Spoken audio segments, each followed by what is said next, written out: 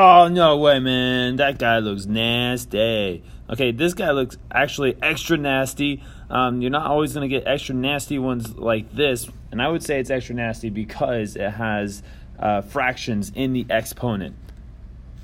All right, exponents. There's multiple fractions right here.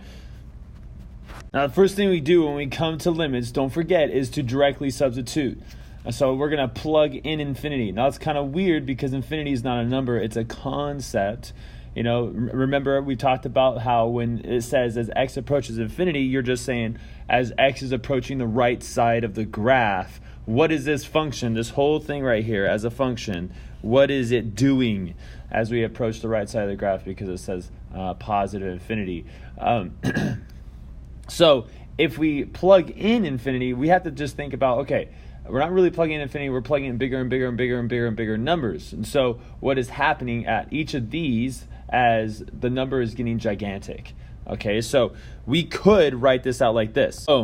Because of laws of exponents, or not laws of exponents, because of the laws of limits. Like we can split up a limit like this. We can take the limit of this term, this term, this term, and this term, add those, subtract those, then divide it, and we would get our answer. Okay, but nobody writes this out because this takes way too long. They normally just go straight to taking the limit of this and plugging in infinity of that, infinity of that, infinity of that, infinity of that. So I look at these each individually as their own functions, like this. I'm looking at each of these individually as their own functions, and these are actually easier to think about. So our exponent on this x is greater than 0. It's positive. So if we were to plug in infinity to this x as or bigger and bigger and bigger numbers into x, what is this function going towards? And so if you're thinking about the graph of this, it's probably going to look something, well, since it has the rational thing right here. Remember, we talked about this rule earlier. As long as this is positive, it's going towards infinity. This function is going towards infinity if we're going toward the right side of the graph. And so I think this function does something like, I don't know, this, like, but it's just slowly going up. But I don't know, just go ahead and throw it into your graphing calculator to find out, but I don't have time for that. This one over here, because that's a negative exponent, technically that is 7 over x to the 1/2, which is the same as 7 over rad x. But the square root and the 1/2, they don't matter when you think about this because as x gets bigger and bigger and bigger, so if we were to plug in infinity to this guy is going towards 0.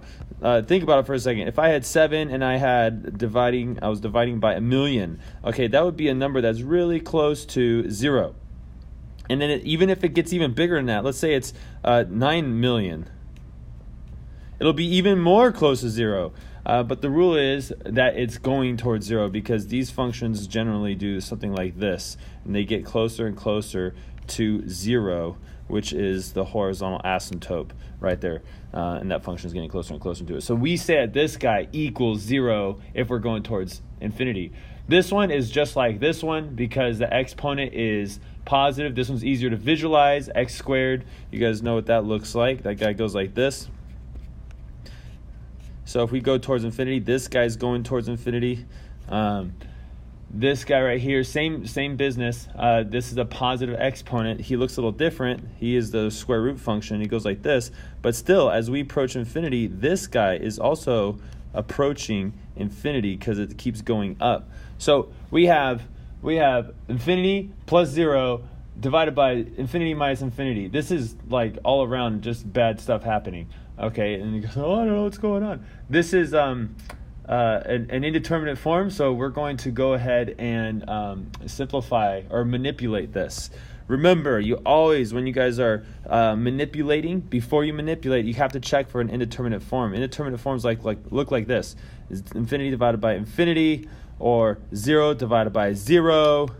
And what the heck, let's do a quick search of this on Google. There is what you get. Indeterminate forms, 0 divided by 0, infinity divided by infinity, infinity minus infinity, what? 0 times infinity? Okay, if you get any of these, then that is called the indeterminate form. If you get an indeterminate form, make sure you manipulate it. You can manipulate it, okay? This guy and this guy, those are the most popular. I've also seen this guy a few times. The rest of these you usually don't see as often, okay? But they are considered indeterminate forms, okay? Determinate forms look like this. Like if you had infinity plus infinity, that's infinity. Okay, that's your answer. The same with this one. Okay, you get answers whenever this stuff happens. These are determinate forms, okay? L'Hopital's rule is a different tool strategy that we're going to learn how to do after we learn derivatives. But back to our problem here.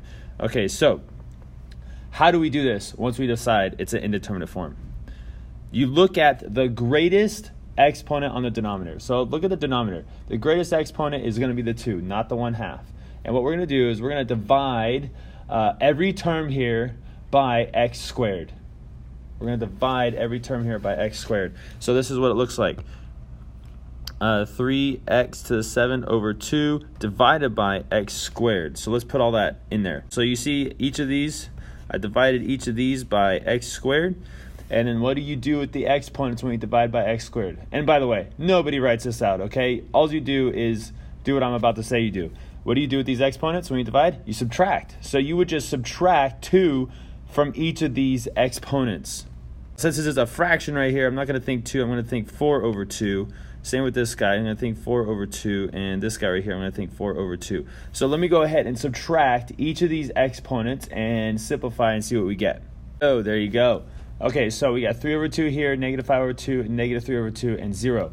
Now, why the heck did we do that? Well, check this out. A lot of cool things happen. This is actually just a 1. Anything raised to the 0 is 1.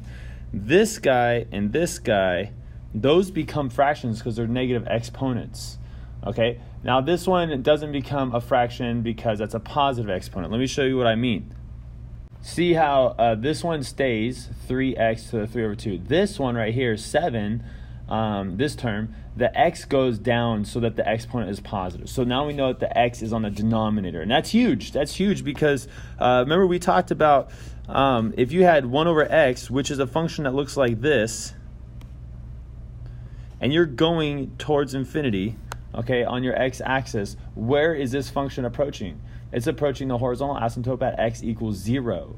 Whenever you have an x on the bottom and nothing on top, you're going to be approaching 0. The function will approach 0. So this function is going to approach 0 as we go towards infinity. Oh my goodness, that's really good news. So we got 1 minus 1 over x to the 3 over 2. Because check this out. When I take the limit as x approaches infinity of this, you got to make sure you write this. Some teachers are really picky about that, writing the limit thing right there. Okay, this guy is going to go to 0, and this guy is going to go to 0 because they only have the x on the denominator. This guy's a 1. We're not even going to do anything to him, so we get 1 if we are going towards infinity. So it looks like 1 on the denominator. But then what's this guy going towards? That 3 over 2, it's a positive exponent. That's going to go towards infinity. It's actually 3 times infinity, but which would just be infinity. And so our result is going to be infinity. This is not an indeterminate form. Now our result is infinity, but some questions would say that does not exist. Always go with infinity first, and then does not exist if you're doing multiple choice.